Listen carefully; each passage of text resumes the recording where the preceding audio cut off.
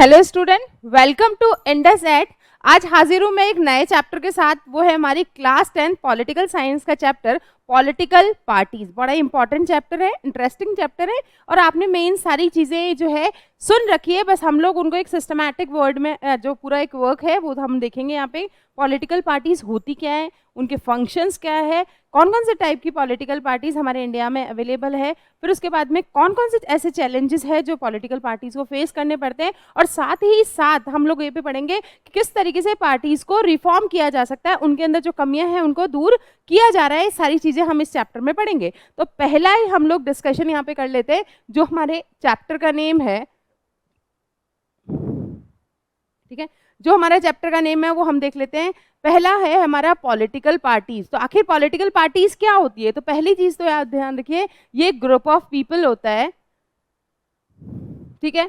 इसके अंदर क्या होगा कि लोग एक साथ जुड़ के जो है इलेक्शन कॉन्टेस्ट करते हैं और साथ ही साथ जो है गवर्नमेंट बनाते हैं। यहाँ पे देखिए, a political party is a collection of people who band together to run for office and maintain power in the government. इसके अंदर क्या है, बहुत सारे लोग एक साथ इकट्ठे हो जाते हैं ताकि ऑफिस अच्छे से रन हो सके और जो वो गवर्नमेंट बना सके, गवर्नमेंट के अंदर पावर पा सके, ठीक है। It mobilise voters to support shared interest, concerns and objective. अब इसके अंदर इनका जो यहाँ पे चीज़ें होती है, इसके अंदर है कि लोगों के कॉमन जो एक इंटरेस्ट है, कंसर्न्स है, ऑब्जेक्टिव को उनको लेकर क्या करना है, वोटर्स का सपोर्ट लेना है। तो ऐसी सारी चीज़ें जो है, ऐसे सारे लोग एक साथ इकट्ठे होते हैं जिनका ये सब चीज़ें सेम होती है, ठीक है, जिनके इंटरेस्ट सेम है, कंसर्न सेम है, ऑब्जेक्टिव सेम है, वो सब लोग मिलकर एक पार्टी बनाते हैं, ठीक है। हमने कहा a political party establish a political agenda and policy and then attempts to persuade voters by claiming that their policies are superior to those of other parties। अब इसके अंदर क्या होता है, ये इसके अंदर क्या होता है, ये एजेंडा बनाया जाता है। इलेक्शंस होते हैं, ऐसा नहीं है रातों रात सब चीज़ें नहीं, इसके लिए पूरे साल लगते हैं। इसके अंदर नई नई पॉलिसीज़ बनाई जाती है, एजेंडा तैयार किया जाता है ताकि हम वोटर्स के सामने उनको प्रेजेंट करें और हम बता सकें कि हमारी पॉलिसीज़ जो हैं अदर पार्टीज से कैसे अच्छी है। तो इसके अंदर क्या है, यही सब काम होता है, इसके अंदर एजेंडा बनाया जाता है।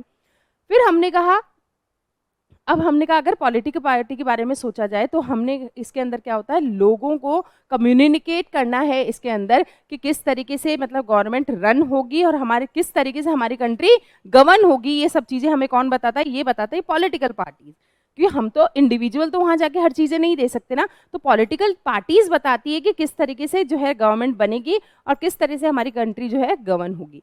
अगर हम लोग बात करें कि मेन इसके जो है 3 पार्ट्स कौन से हैं, तो उसमें हम देखते हैं इसके 3, एक तो होते लीडर्स होते हैं इसके अंदर, फिर इसके जो एक्टिव मेंबर्स वो होते हैं, फिर इसको जो फॉलोवर्स होते हैं, बाकी पूरी ऑल ओवर कंट्री में फैले हुए होती है ये पार्टीज, तो उनके फॉलोवर्स जो होते हैं, तो ये 3 जो हैं इनके हम लोग देखते हैं कि 3 पार्ट्स होते हैं किसी भी एक पॉलिटिकल पार्टी के।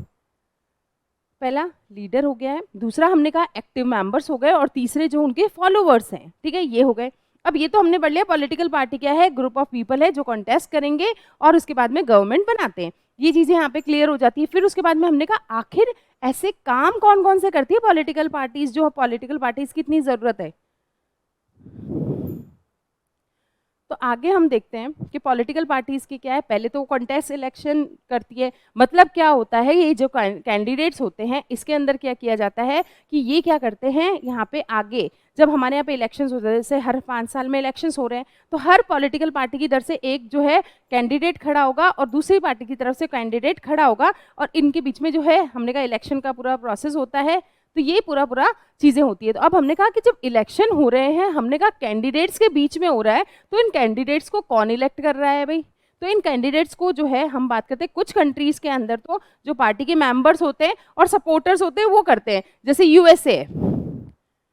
यूएसए के अंदर जो है पार्टी के जो मेंबर हैं और सपोर्टर हैं वो मिलके जो है कैंडिडेट्स को नॉमिनेट करते हैं, मतलब कैंडिडेट्स को चूज करते हैं और वही फिर आगे जाके जो इलेक्शन कॉन्टेस्ट करते हैं। लेकिन हमारे इंडिया के अंदर जो है टॉप पार्टी के लीडर्स होते हैं ना, वो लोग इलेक्ट करते हैं कि कौन से कैंडिडेट जो है इलेक्शन के लिए जाएंगे, ठीक है। तो पहले काम क्या होता है पॉलिटिकल पार्टीज का, वो इलेक्शन कॉन्टेस्ट करवाती है, यानी कि अपनी हर एक पार्टी अपनी तरफ से एक कैंडिडेट को चूज करती है और फिर उनको इलेक्शंस के लिए भेजती है। अब इसके बाद में क्या होता है, ये पॉलिटिकल पार्टीज जो होती है ना, ये सिटीजन्स को या वोटर्स को जो है चॉइसेस देती है कि हमारी पॉलिसीज कैसे बेटर है किसी दूसरी पार्टी से। तो ये सारी चीज़ें वो बताती है, वहाँ पे पूरी चीज़ें समझाई जाती है कि हाँ हम लोग आगे जब मैं जीत जाएंगे, हम लोग हमारी पार्टी जब जीत जाएगी तो हम आपके लिए ये करेंगे, हम ये आपके लिए नई चीज़ें लेके आएंगे, हम वेलफेयर के लिए ये चीज़ें करेंगे। तो ये सब चीज़ें जो है कौन करवाता है, ये चॉइसेस हमें प्रोवाइड कराती है पॉलिटिकल पार्टीज, ठीक है। अब हमने कहा हर पार्टी का एक अलग अलग पॉलिसी होती है, उनके अलग अलग प्रोग्राम्स होते हैं, फिर वोटर्स उनको देखते हैं, उनको जो उनका ज़्यादा अच्छा लगेगा वो उसी को वोट देते हैं, ठीक है। डेमोक्रेसी की जब हम बात की जाती है तो a large number of people with similar view points band together to form a party which then directs the government policies. अब हमने कहा कि हम लोग अगर हमारे डेमोक्रेसी में बात करते हैं तो जिनके व्यू पॉइंट्स एक जैसे होते हैं, ऑब्वियस है जिनकी दोस्ती उन्हीं लोगों की हो पाएगी जिनका भाई एक जैसे व्यू पॉइंट्स हो। अगर वो एक दूसरे को ही काटेंगे तो वो एक पार्टी का पार्ट नहीं बन सकते। तो जहाँ पे सेम व्यू पॉइंट्स वाली जो लोग होते हैं वो सब आपस में जुड़ जाते हैं और एक पार्टी बना लेते हैं। अब जो जीत जाता है वो तो रूलिंग पार्टी हो गई, लेकिन जो हार जाता है वो क्या होता है, क्या वो बाहर हो गया सीन से? नहीं, वो बन जाता है भैया वहाँ पे जाके अपोजिशन। वो बैठ जाता है सामने और क्रिटिकली हर चीज़ों को देखता है कि कहाँ रूलिंग पार्टी क्या कर रही है। क्यों कोई भी उन्होंने मान लो कोई पॉलिसी निकाली, मान लो उन्होंने कोई प्रोग्राम चलाया, तो उसके अंदर कमियां ढूंढने का जो काम है ना, ये अपोजिशन करता है। और ये अपोजिशन बहुत इंपॉर्टेंट है। अपोजिशन इसलिए है तो रूलिंग पार्टी कभी भी जो है कोई मतलब हर चीज़ को बड़े ध्यान से करती है कि हम कोई मिस्टेक ना छोड़ दें और अपोजिशन उसको पकड़ ना ले और दुनिया को बता ना दे। तो ये ऐसे लोग हैं जो हमेशा ध्यान रखते हैं रूलिंग पार्टी क्या कर रही है, क्या प्रोग्राम्स चला रही है, क्रिटिकली उनको एनालाइज करते हैं और फिर पब्लिक के सामने रखते हैं। तो एक्चुअल में हम देखा जाए तो ये क्या करते हैं, क्रिटिसाइज करती है गवर्नमेंट को जो भी वो पॉलिसीज बना रही हैं। और पॉलिसी अगर फेल हो गई तो भैया फिर पूछो ही मत, फिर तो अपोजिशन छोड़ता ही नहीं है, ठीक है। अब हमने आगे कहा फिर अगर फेलियर है तो फिर एंटी गवर्नमेंट जो है प्रोटेस्ट चलाए जाएंगे, लोगों को उकसाया जाएगा, देखो ऐसी पार्टी को आपने इलेक्ट करा है जो इस तरह की है तो इस पार्टी को हमें हटाना है। तो इस तरह का सारे काम जो है अपोजिशन का होता है। अब देखिए नेक्स्ट उसका काम होता है फ्रेमिंग पब्लिक ओपिनियन। अब देखिए क्या होता है, हर इंडिविजुअल अपने व्यूज लाके नहीं दे सकता है ना। हर आदमी, अभी सोचो हमारी इतनी करोड़ों पॉपुलेशन है, क्या वो एक एक पर्सन अपनी जाके ओपिनियन दे सकता है कि नहीं। लेकिन ये लोग क्या करते हैं, ये पब्लिक ओपिनियन को फ्रेम करते हैं। ये जो लार्ज ग्रुप जो होता है उनका जो हमने कहा कि हर चीज़ को लोगों के पब्लिक ओपिनियन को लोगों के मतलब पूरी पब्लिक के सामने लेके आते हैं। अब हमने क्या कहा, parties with the help of pressure group launch movements to address people's problem. अब क्या होता है, अब हर आदमी ने कहा कि भाई अब हर जगह गए, वहाँ पे ये लोग क्या करते हैं, वहाँ पे देखते हैं हाँ इस आदमी यहाँ इस वाले एरिया में ये स्पेसिफिक प्रॉब्लम है, मान लो पानी की समस्या है, तो उस पानी की समस्या को उठाते हैं वो लोग और फिर क्या करते हैं, लोगों की विचार जो है वो गवर्नमेंट के सामने ले जाया जाता है। तो पॉलिटिकल पार्टीज ही होती है और इनसे क्या होता है, लोगों को बहुत अपनापन महसूस होता है। गवर्नमेंट ऑफिसर्स होते हैं ना, उनके साथ इनका इतना अच्छा कनेक्शन नहीं होगा, बट इन पॉलिटिकल पार्टीज क्योंकि वो इनमें से ही इलेक्ट हुए हुए लोग हैं तो उनके साथ में वो चीज़ें बता पाते हैं। तो यहाँ पे हमने कहा कि जो है ये पब्लिक ओपिनियन को फ्रेम कर पाते हैं। आगे हमने कहा एक्सेस टू गवर्नमेंट। अब अगर हमने कहा कि जब जैसे कोई जीत गया है तो फिर जो भी गवर्नमेंट सर्विसेज होती हैं, हमने कहा जो भी फैसिलिटीज़ होती है ना, ये सारी की सारी चीज़ें जो है गवर्नमेंट जब वो बन जाती है वहाँ पे, मतलब रूलिंग पार्टी में आ गए हैं, तो वो हम क्या करती है, ये सारे जो भी उन्होंने वादे किए होते हैं, वेलफेयर के जो काम होते हैं, सारे के सारे कौन करवाता है, ये पॉलिटिकल पार्टीज ही करवाती है, ठीक है। अब हमने कहा जो लोकल पार्टी लीडर्स होते हैं ना, वो कंडुइट की तरह काम करते हैं सिटीजन और गवर्नमेंट ऑफिशियल के बीच में। वो क्या करते हैं, लोगों की समस्या ले जाते हैं और वो ले जाके गवर्नमेंट ऑफिसर्स के सामने रखते हैं और उनको बताते हैं कि ये प्रॉब्लम है, आप उनका सोल्यूशन करो। तो एक तरफ है सिटीजन, एक तरफ है गवर्नमेंट ऑफिशियल्स, तो उनके बीच में जो है एक कंडुइट का काम कर रहे हैं कौन, जो ये हमारे पॉलिटिकल पार्टीज होती है। तो ये सारे सारे इनके मेन फंक्शंस होते हैं। इलेक्शन कॉन्टेस्ट करवाते हैं, पॉलिसीज में हमें डिफरेंट चॉइसेस देते हैं, क्रिटिकल एनालिसिस होता है हर चीज़ का क्योंकि अपोजिशन बैठा है, पब्लिक ओपिनियन को फ्रेम करने का काम करते हैं और गवर्नमेंट के जो भी फैसिलिटीज़ हैं, वेलफेयर प्रोग्राम्स हैं, उनका एक्सेस इनके पास में होता है, ठीक है। अब आगे चलो भाई। अब हमने कहा अगर मान लो कोई सिचुएशन ऐसी हो कि पॉलिटिकल पार्टीज हो ही नहीं, फिर आप सोच के देखो पॉलिटिकल पार्टीज अगर नहीं होगी और सब इंडिविजुअल हर आदमी खड़ा हो रहा है, इतने करोड़ों की पॉपुलेशन में हर आदमी अगर इंडिपेंडेंट है, उसका कोई ग्रुप ही नहीं है, कोई फॉलोअर्स नहीं है, कोई एक्टिव मेंबर्स नहीं है, वो अकेला ही अपने आप में सब कुछ है, तो इतनी सारी जो चीज़ें हैं, इतने सारे लोगों में से आप किस तरह चॉइसेस करोगे, किस तरह से वोट होगा। तो एक ना जो है अकेला आदमी जो प्रॉमिस कर सकता है कि मैं इतनी बड़ी कंट्री को संभाल सकता हूँ, और ना ही जो है वो किसी पार्टी का इंचार्ज बन सकता है, कोई चार्ज ले ही नहीं सकता ना पूरे, क्योंकि एक आदमी के भरोसे हम इतनी बड़ी हमारी कंट्री तो सौंप नहीं सकते।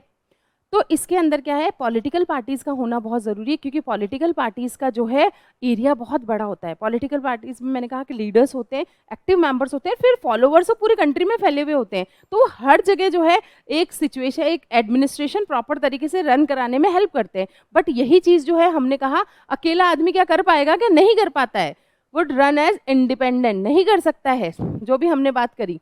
आगे हम लोग चलते हैं।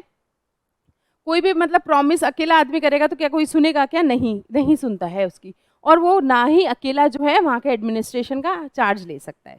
अब हमने कहा जो रिप्रेजेंटेटिव डेमोक्रेसी होती है उसी के अंदर हम देखेंगे कि लार्ज जो हमारी जो आप देख रहे हो इंडिया ही है, देखे इंडिया में आप क्या देखते हो, इतनी बड़ी डेमोक्रेसी के अंदर क्या ये पॉसिबल है कि आप जो है किसी एक इंडिविजुअल पे भरोसा कर सकते हो, नहीं हो सकता ना। अब इसके अंदर हम लोग क्या देखेंगे कि और हमने कहा लोगों के हर आदमी का डिफरेंट व्यू होता है, तो आप इतने करोड़ हमने कहा 131 करोड़ हम पहले थे, तब इतने व्यूज को क्या हम एक फ्रेमिंग दे सकते हैं, नहीं दे सकते हैं। अकेला आदमी जो है इतने लोगों की चॉइसेस को नहीं कर सकता है पूरा, जो हमने कहा कि पूरा एक सिस्टम होता है उसको फॉलो नहीं कर सकता है। तो इसलिए हमें पॉलिटिकल पार्टीज की जरूरत है जहाँ पे हर चीज की, हर इश्यूज के ऊपर डिस्कशन वहाँ पर होता है, ठीक है। अब हम आगे पढ़ते हैं, ये तो हमने पढ़ दिया कि भाई क्या फंक्शंस है, वो हमने सब चीजें देख ली। अब हम पढ़ेंगे टाइप्स ऑफ पॉलिटिकल पार्टीज, ठीक है। अब हमने कहा इसमें हम पढ़ेंगे सिस्टम, हाँ party system, types of party system पढ़ लेते हैं। तो मैंने कहा कि 3 टाइप के मेनली होते हैं, एक होता है वन पार्टी सिस्टम, एक होता है 2 पार्टी सिस्टम और एक होता है multi party system.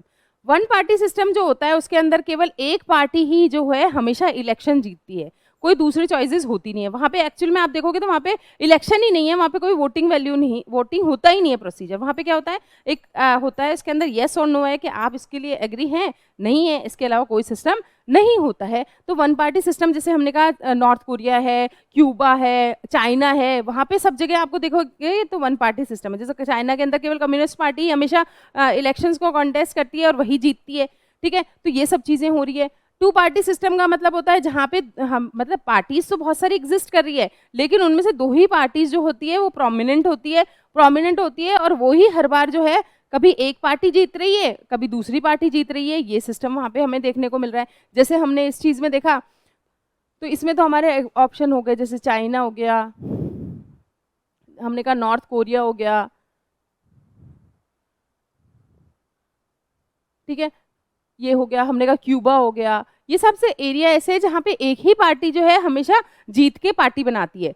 2 party system में मैंने कहा कि 2 पार्टीज है, कभी एक पार्टी जीत रही है, कभी दूसरी पार्टी जीत रही है, तीसरी पार्टी को जीतने का मौका मिलता ही नहीं है। जैसे इसमें हमने कहा यूएसए हो गया, मैंने कहा यूके हो गया। इन सब जगहों में आप देखोगे तो केवल क्या है, 2 पार्टीज हमेशा प्रोमिनेंट रहती है, कोई दूसरी पार्टी को वहाँ मौका मिलता ही नहीं है। मल्टी पार्टी सिस्टम जहाँ पे बहुत सारी पार्टीज होती हैं, वहाँ पे प्रॉपर इलेक्शंस होते हैं और कोई भी पार्टी जो है जीत के क्या बन सकती है, वहाँ पे रूलिंग पार्टी बन सकती है। जैसे कि हमारा हो गया इंडिया में बहुत सारी पार्टीज हैं, इलेक्शंस होते हैं तो सारी पार्टीज इलेक्शन कॉन्टेस्ट करती है, फिर जो जिनको ज़्यादा वोट मिलता है वो पार्टी बना लेती है, ठीक है।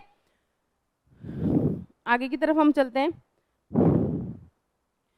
वन पार्टी सिस्टम में मैंने आपको सब चीज़ें बता दी है। देखिए कोई कंपटीशन नहीं होता है इसमें, उसमें किसी तरह की वोटिंग नहीं होती है, सिर्फ यस और नो लिखा हुआ होता है इसके अंदर, ठीक है। अब हमने कहा जैसे चाइना का एग्जांपल दिया तो वहाँ पे केवल कम्युनिस्ट कंट्रीज जो है वहाँ पे क्या होता है, कम्युनिस्ट पार्टीज ही जीतती है हमेशा, ठीक है। और ये यूएसएसआर में भी पहले था, जब तक वहाँ पे जो हमने कहा ना कम्युनिज्म जो है कोलैप्स नहीं होता तब तक वहाँ पे हमें ये मिलता है। फिर दूसरी तरफ हम गए 2 पार्टी सिस्टम की तरफ।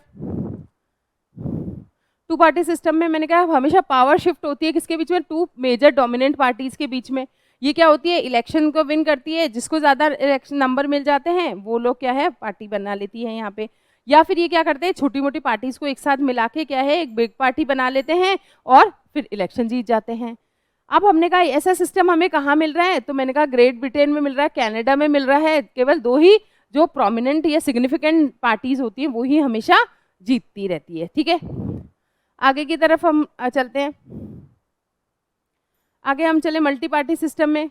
इसका जो सबसे ज़्यादा कॉमन पार्टी सिस्टम है ये, इसमें जो है 2 से ज़्यादा पार्टीज हो सकती है, 3 या 3 से ज़्यादा पार्टीज होती है। और ये हमेशा जब भी इलेक्शंस होंगे ना, ये लोग हमेशा क्या करते हैं, इलेक्शन में पार्टिसिपेट करते हैं और जीतने की कोशिश करते हैं। ठीक है,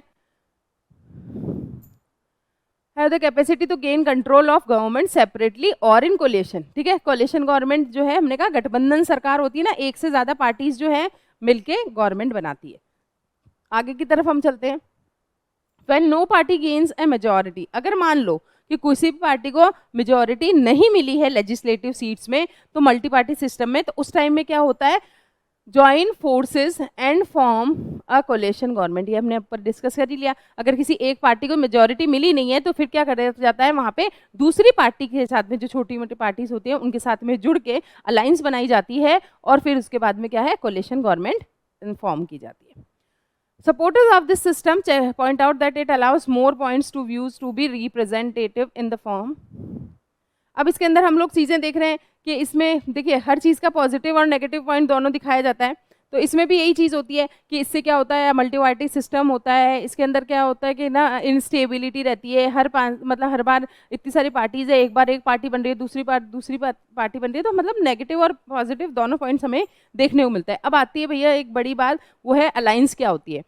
अलायंस क्या होता है, जब बहुत सारी पार्टी मिलकर, मतलब कुछ एक मतलब बहुत सारी पार्टीज होती है मल्टी पार्टी सिस्टम में, उनमें से क्या होता है कुछ पार्टीज मिलती हैं और आपस में हाथ मिला लेती है, बोले अब आने वाले जो इलेक्शंस है ना, अपन क्या करेंगे, अपन मिलके उसमें इलेक्शन में कॉन्टेस्ट करेंगे और फिर हम क्या बनेंगे, पावर बन जाएंगे। तो जब इस तरह का सिस्टम हमें देखने को मिलता है, when several parties in a multi party system join hands for the purpose of contesting elections and winning power, it is called an alliance और अ फ्रंट। इसको फ्रंट भी कहा जाता है और इसको एक अलायंस भी कहा जाता है। फॉर एग्जाम्पल हम देखते हैं तो मेन अलायंस जो हमारे यहाँ बने हैं जो है नेशनल डेमोक्रेटिक अलायंस यानी कि एनडीए, हमने कहा द यूनाइटेड प्रोग्रेसिव अलायंस यानी कि हमने कहा यूपीए या लेफ्ट फ्रंट। ठीक है, एनडीए से बीजेपी जो है उन्होंने बनाया था अलायंस और यहाँ से बनाया था कांग्रेस ने।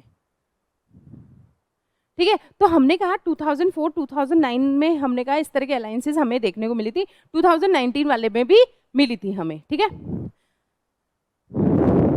आगे हम चलते हैं।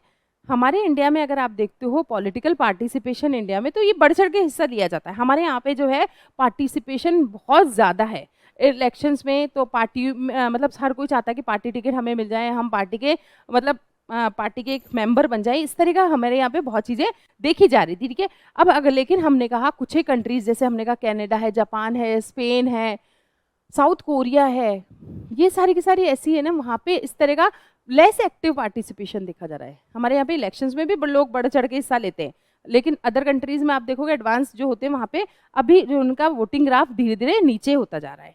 ठीक है, अब हमारे जो इंडिया के लोग हैं उनको बड़ा ऐसे सुपीरियरिटी लगती है, हम खुद हमारे मेंबर्स को चुन रहे हैं तो वो लोग बड़ा बढ़ चढ़ के भाग लेते हैं इसके अंदर। ठीक है, हमने देखा people in India who feel close to a political party became members, lately the membership of political parties has also gone up. अब इसके बाद में हम लोग देखते हैं, अब इसके मतलब बहुत ज़्यादा क्लोज उनको हर चीज़ लगती है, हर चीज़ में वो लोगों को लगता है कि हाँ पॉलिटिकल पार्टी से, मैंने अभी आपको बताया ना, बहुत कनेक्टेड वो महसूस करते हैं जितना वो गवर्नमेंट ऑफिशियल से नहीं करते, क्योंकि उनको लगता है ना उनके वाले एरिया से ही निकल के गए हैं। तो अब हमने कहा टाइप्स ऑफ पॉलिटिकल पार्टीज पढ़ लेते हैं हम। अब हम पढ़ते हैं टाइप्स ऑफ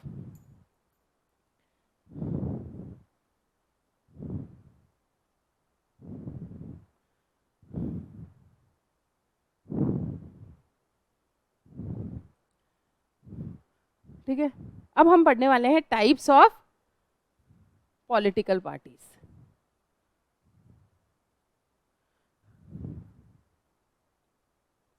इसके अंदर आप देखोगे तो हमारे पास में जो है एक होती है हमारी जो नेशनल पार्टीज होती है, ठीक है, और एक होती है स्टेट लेवल पे या फिर रीजनल पार्टीज। जो नेशनल पार्टीज़ होती है ना, ये जो हमारे नेशनल लेवल पे जो गवर्नमेंट बनती है उसके अंदर पार्टिसिपेट करती है। इनको हम लोग जो कहते हैं इलेक्शन कमीशन में ये रजिस्टर्ड होती हैं और इसके अंदर अगर आप चीज़ें देखोगे ये रिकग्नाइज्ड होती है। हमने कहा इक्वली इलेक्शन कमीशन सबको इक्वली ट्रीट करता है, बट जो बड़ी-बड़ी पार्टीज़ होती है इनको कुछ स्पेशल जो फैसिलिटीज़ भी प्रोवाइड की जाती है, ठीक है?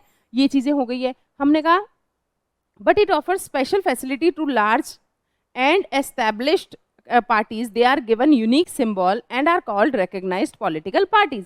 अब हमने कहा कुछ एक हमने कहा सबको इक्वली ट्रीट कर रहे हैं, बट कुछ पार्टीज को जो है क्या करा जाता है, क्योंकि वो बहुत लंबे टाइम से है और बहुत बड़ी पार्टी है तो उनको एक यूनिक सिंबल दिया जाता है और इन जो पार्टीज होती हैं इनको हम रिकग्नाइज पॉलिटिकल पार्टीज कहते हैं, ठीक है। जैसे हमारी बीजेपी है, बीजेपी का लोटस सिंबल है, हमने कहा कांग्रेस है, कांग्रेस का हैंड है, तो इस तरीके से है। तो अगर हम बात करते हैं कि हमारे यहाँ पे कितनी जो रिकग्नाइज पार्टी है तो वो है 7 जो हमने 2019 के इलेक्शन के बाद की बात करते हैं तो उसके अंदर हमारे पास में है भारतीय जनता पार्टी है, इंडियन नेशनल कांग्रेस है, कम्युनिस्ट पार्टी ऑफ इंडिया है, फिर हमने कहा तृणमूल कांग्रेस है, नेशनल कांग्रेस पार्टी है, कम्युनिस्ट पार्टी, जब हमने कहा ना कम्युनिस्ट पार्टी का स्प्लिट हो जाता है तो कम्युनिस्ट पार्टी एम बन जाती है, फिर बहुजन समाज पार्टी है। तो ये हमारे पास में 7 रिकग्नाइज्ड पार्टीज है।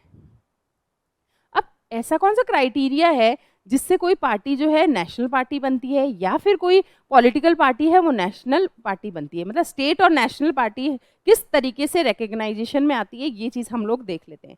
अब क्या होता है, जो हमारा इलेक्शन कमीशन होता है वो हमेशा क्या करता है, एक क्राइटेरिया फॉलो किया जाता है। इलेक्शंस होते हैं उसमें नंबर ऑफ वोट्स आपको कितने मिले, नंबर ऑफ सीट्स के मिली होती है, उसके बेसिस में जो है आपको स्टेट पार्टी वो का रिकग्नाइजेशन मिलता है और साथ ही साथ अगर आपने उनकी क्राइटेरिया जो है एक प्रोपोर्शन जो है वो अगर आपने पार कर लिया तो आपको एक नेशनल पार्टी का जो है रिकग्नाइजेशन मिल जाता है। तो पहली चीज़ देख लेते हैं, स्टेट पार्टी के लिए आपको क्या करना पड़ता है।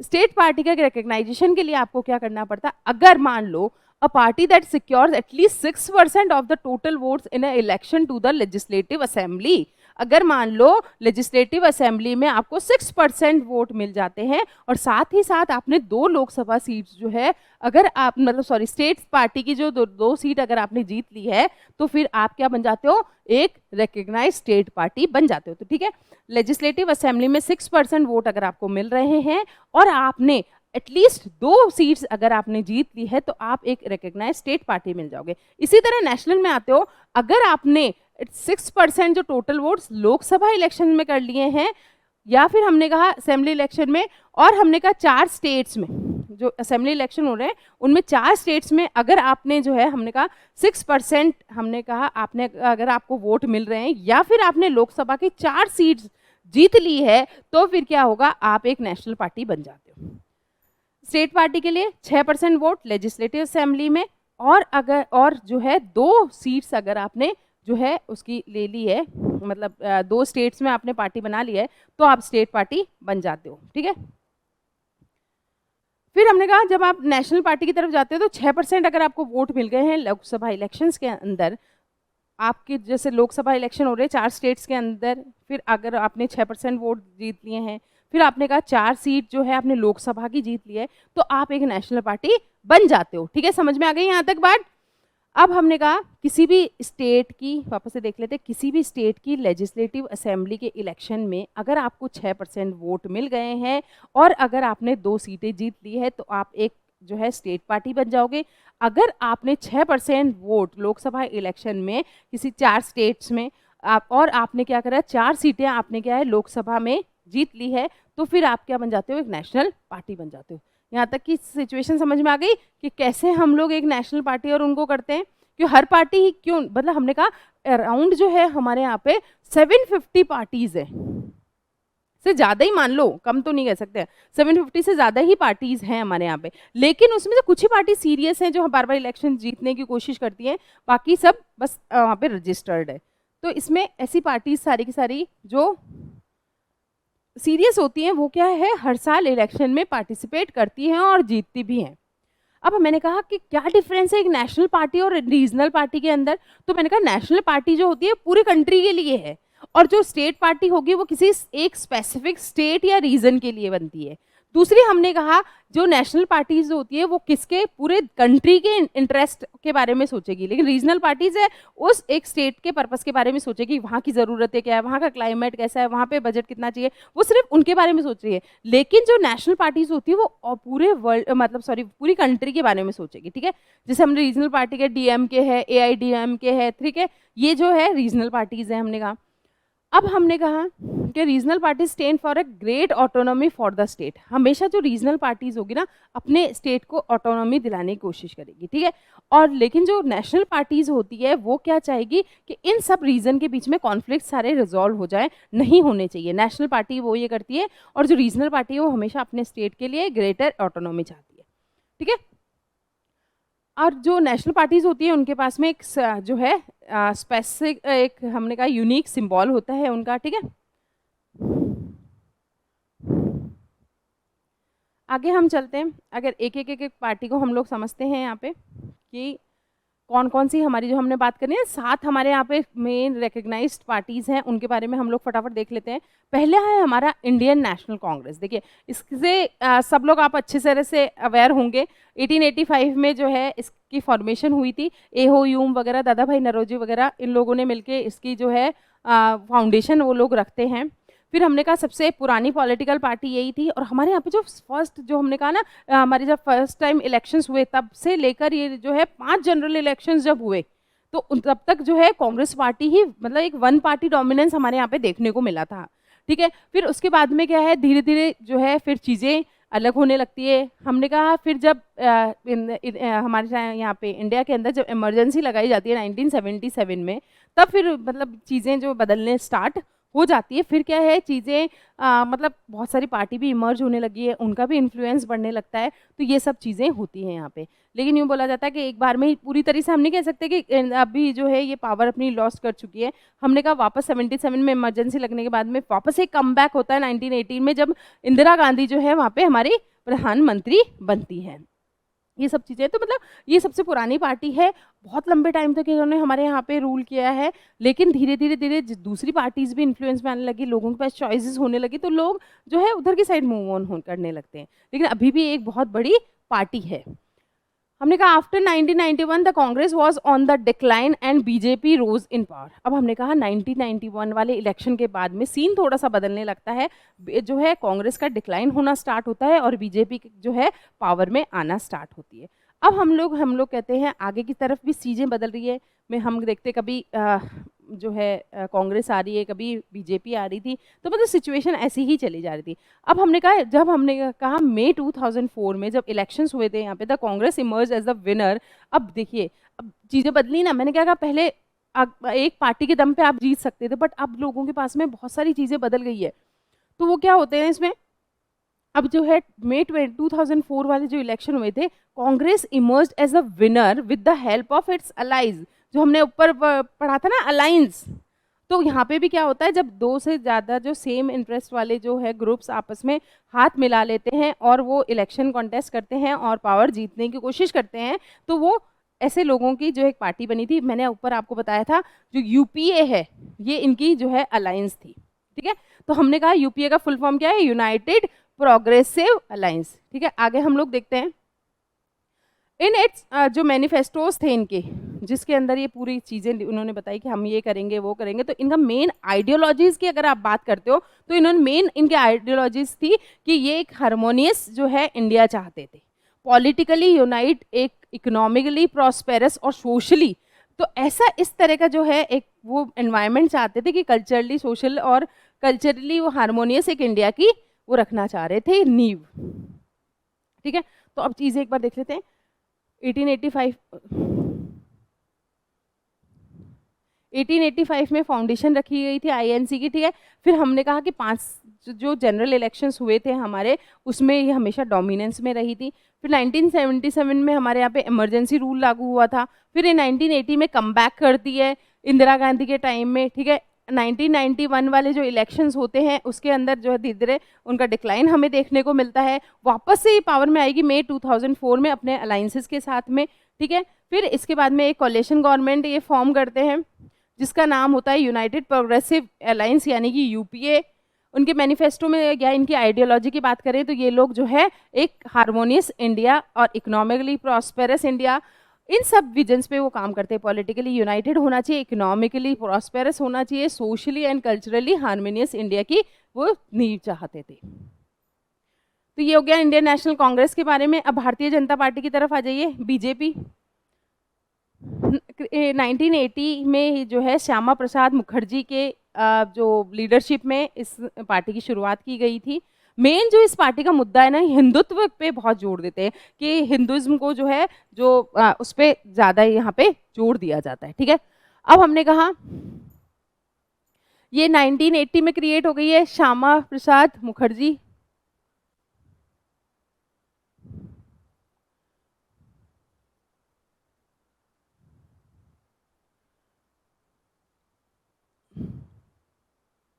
ठीक है, श्यामा प्रसाद मुखर्जी जो थे उनके लीडरशिप में इसका जो है फाउंडेशन रखी गई थी।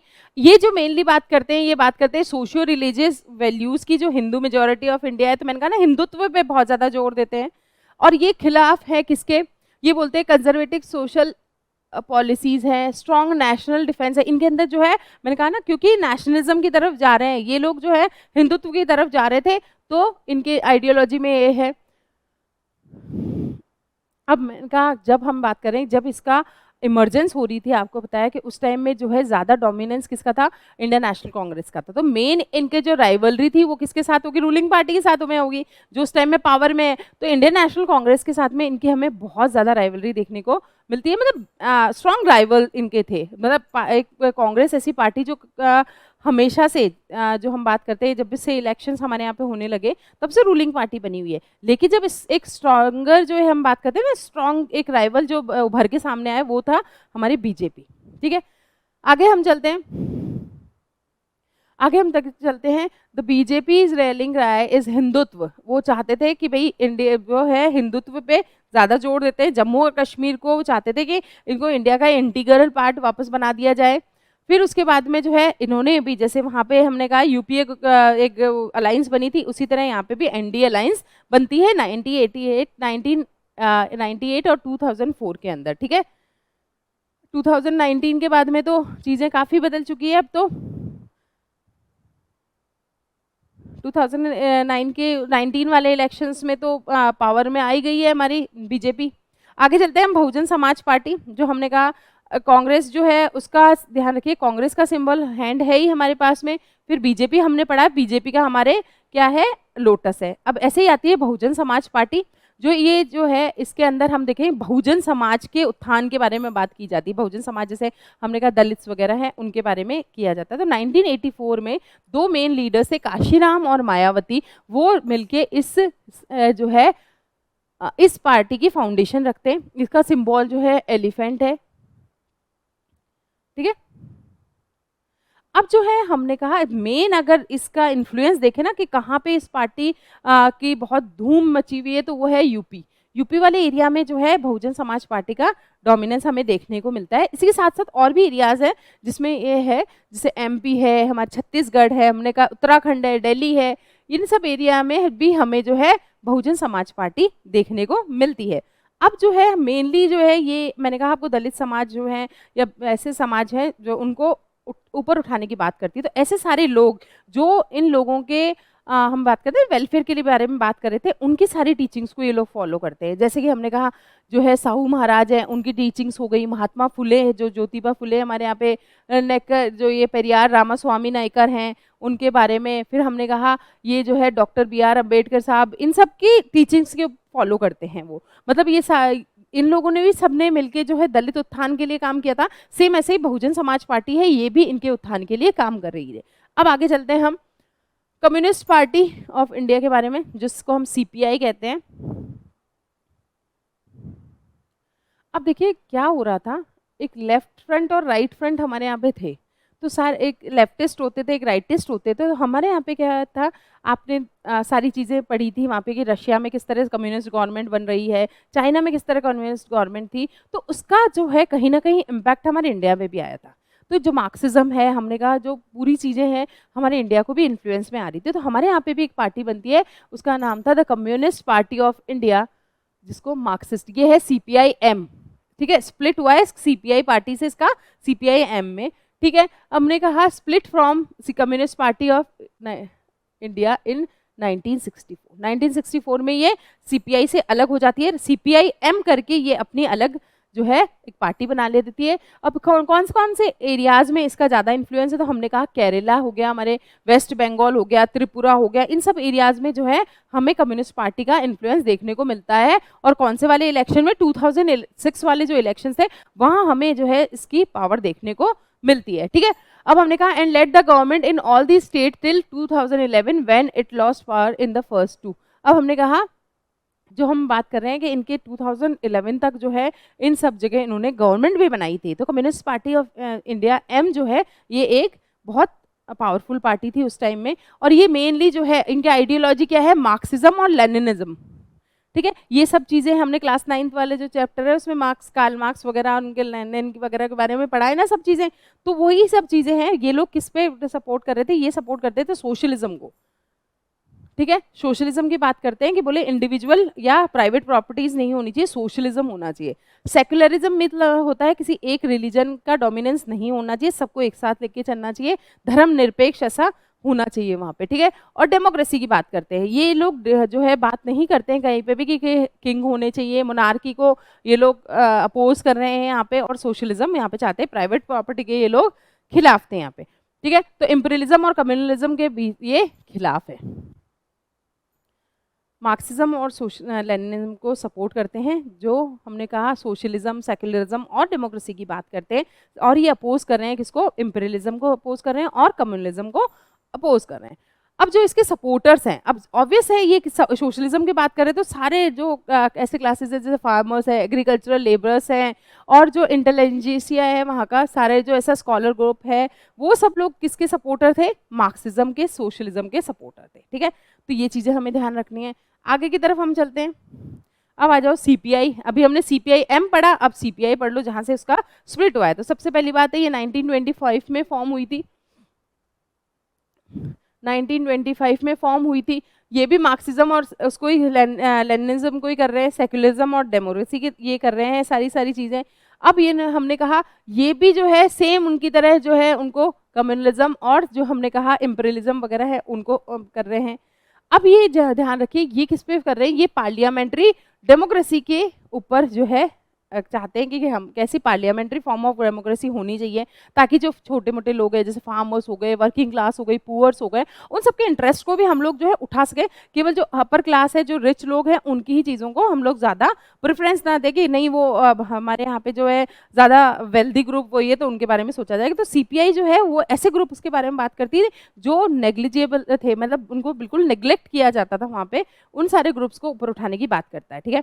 फिर हमने कहा 1964 में इसका स्प्लिट हो गया, जो CPI-M में बन जाती है, ठीक है। फिर जब स्प्लिट होने के बाद में क्या थोड़ा सा ये पार्टी जो पहले बहुत ज़्यादा पावरफुल थी ना, अब धीरे धीरे वो कमज़ोर होती जा रही थी क्योंकि स्प्लिट हो गया था उसके अंदर। अगर हम बात करते हैं कौन कौन से एरिया में ज़्यादा है ये, तो केरला, वेस्ट बंगाल में आपको ज़्यादा मिल रही है, पंजाब में, आंध्र प्रदेश में मिल रही है, और तमिलनाडु में मिल रही है, ठीक है। यहाँ पे हो गया।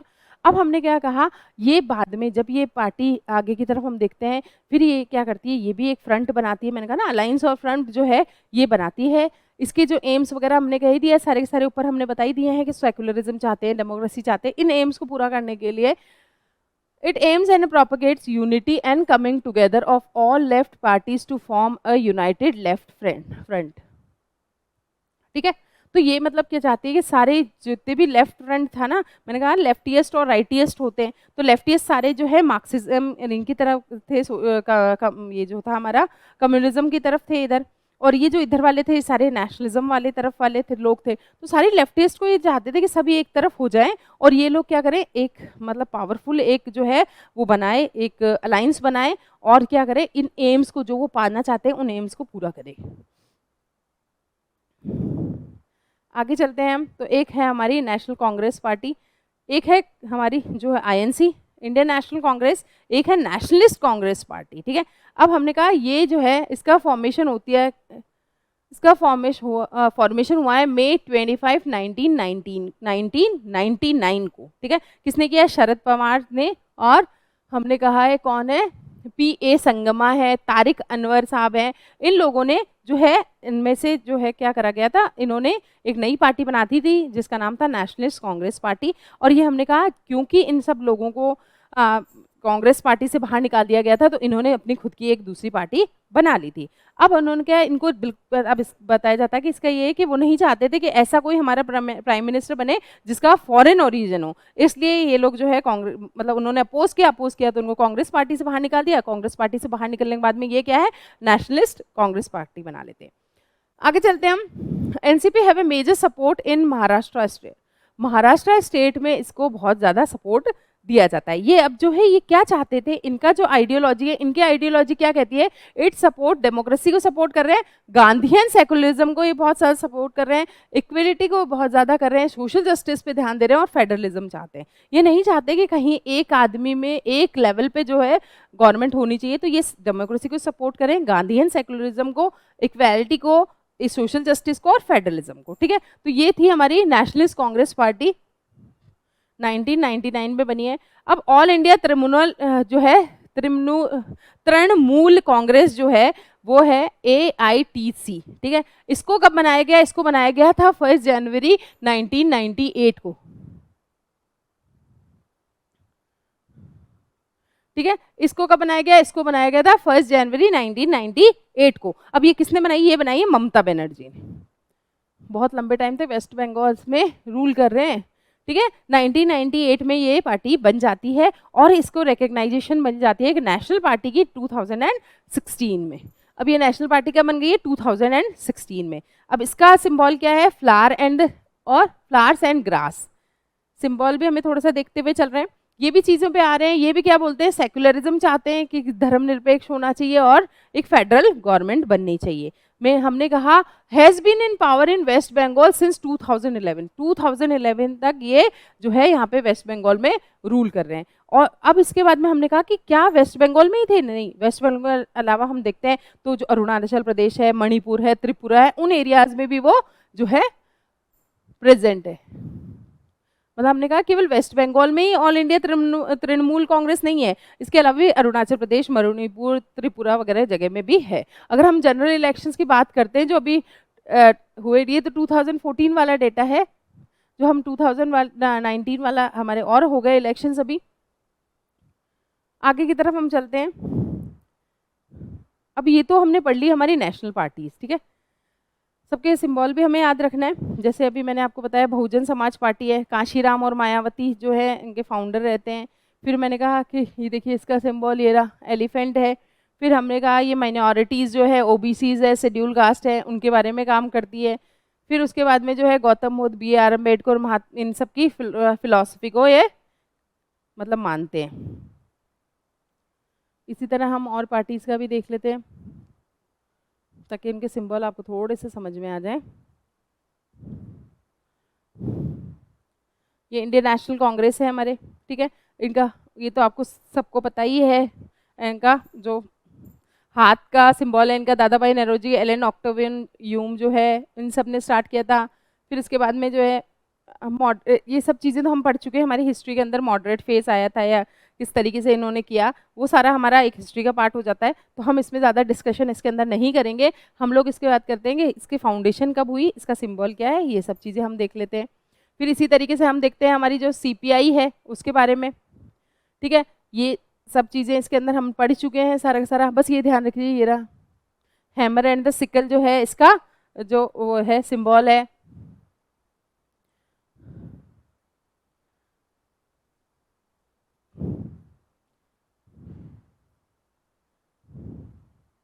ये हमारे भारतीय जनता पार्टी का है ही। ठीक है, अब हम हमारे चलते हैं आगे के टॉपिक की तरफ। अब ये सारी नेशनल पार्टीज पढ़ चुके हैं। अब आ जाइए आप हमारी कौन सी वाली पार्टीज की तरफ, स्टेट पार्टीज की तरफ। तो बड़ी बड़ी नेशनल पार्टी जो रिकग्नाइज्ड है एज अ नेशनल पार्टीज, जो नेशनल लेवल के इंटरेस्ट के बारे में सोचती है, उसी तरह हमारे यहाँ पे स्टेट पार्टीज होती है जो हर स्टेट या प्रोविंसेस या फिर रीजन के बारे में डिस्कशन करती है। तो हमने कहा स्टेट पार्टीज जो हमारे यहाँ पे है, जो स्टेट पार्टी जो है वो भी रजिस्ट्रेशन होती है उनकी। तो हमने इस तरीके से कहा कि जो नेशनल पार्टीज के अलावा छोटी मोटी जो स्टेट पार्टीज होती है उनको हम क्या कहते हैं, उनको हम कहते हैं हमारी रीजनल पार्टीज। आगे हम चलते हैं। बहुत सारी है, आपको समाजवादी पार्टियां हर जगह दिख रही होगी, राष्ट्रीय जनता दल पार्टी वगैरह दिख रही होगी। तो ये सारी की सारी कौन सी होती है, ये हमारी रीजनल लेवल पार्टीज होती है, ठीक है।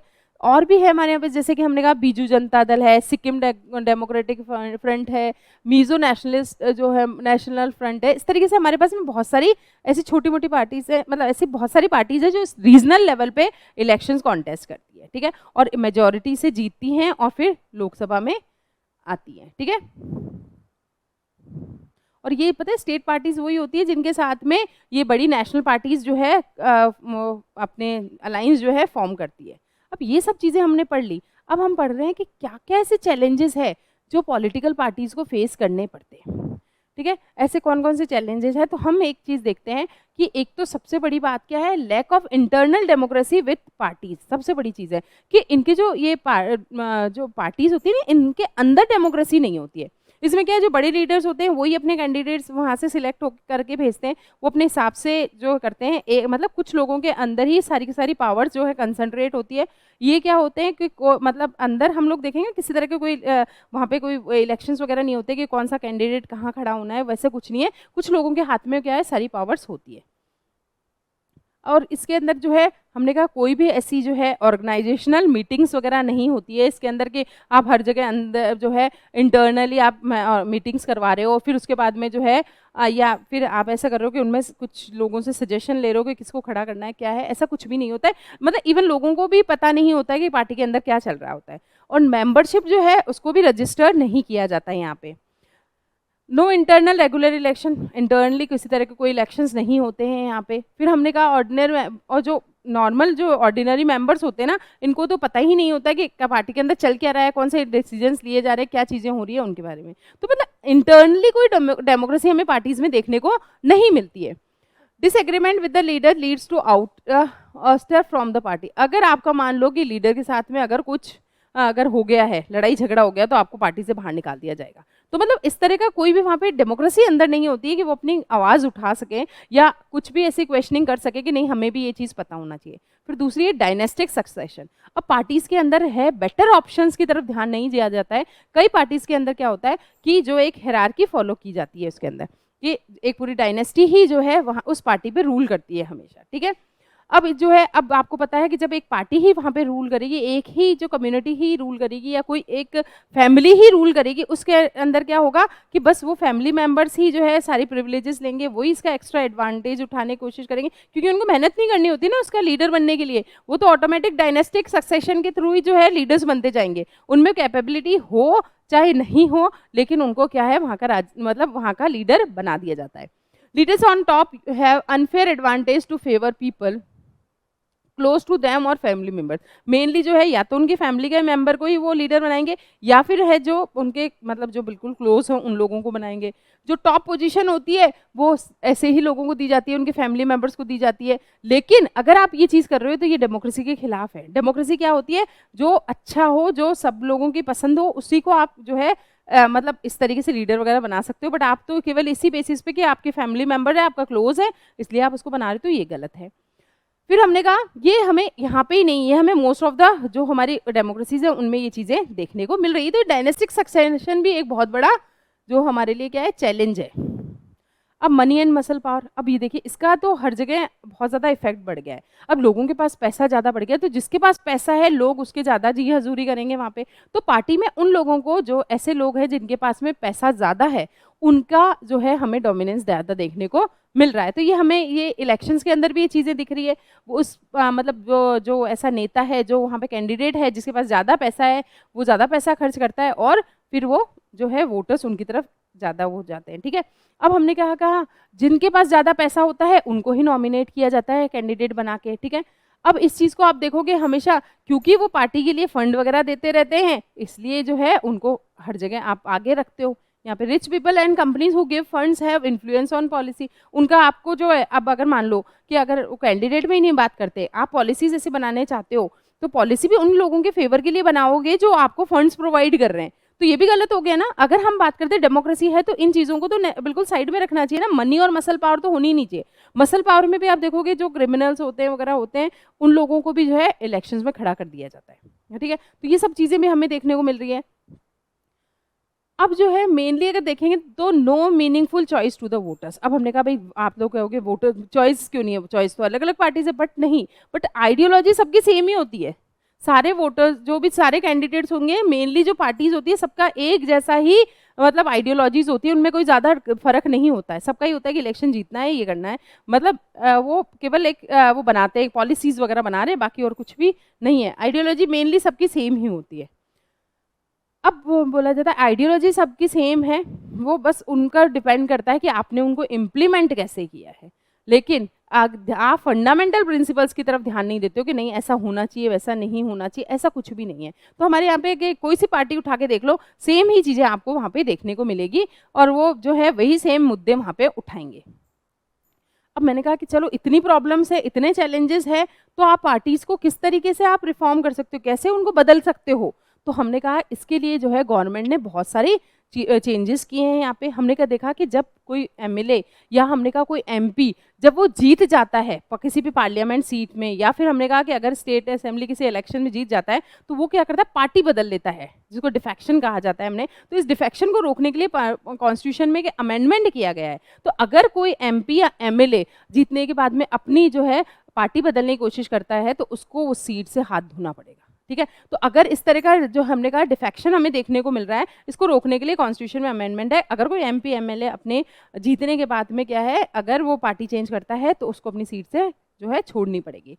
फिर उसके बाद में दूसरी चीज़ यहाँ पे क्या होता है, अब हमने कहा कि मैंने कहा मनी और उसका बड़ा पैसा, मनी पावर बहुत देखने को मिल रही है, मसल पावर बहुत देखने को मिल रही है, तो इसलिए एक और कुछ सुप्रीम कोर्ट ने भी और एक ऑर्डर पास किया है, एक लॉ पास किया है कि जब भी आप इलेक्शन के लिए कॉन्टेस्ट करने के लिए कैंडिडेट को खड़ा करते हो, तो उससे पहले कैंडिडेट को अपनी सारी की सारी जो है जो मतलब फाइनेंशियल कितनी क्या है उसके पास में, एसेट्स उसके पास में क्या है, उसकी सारी की सारी डिटेल्स जो है वहाँ पे देनी पड़ेगी। उसके पास कितनी प्रॉपर्टी है, कितने एसेट्स वगैरह है, सब देखना पड़ेगा। और साथ ही साथ अगर उस पर कोई क्रिमिनल केस अगर है, तो वो इलेक्शन कॉन्टेस्ट नहीं कर सकता है।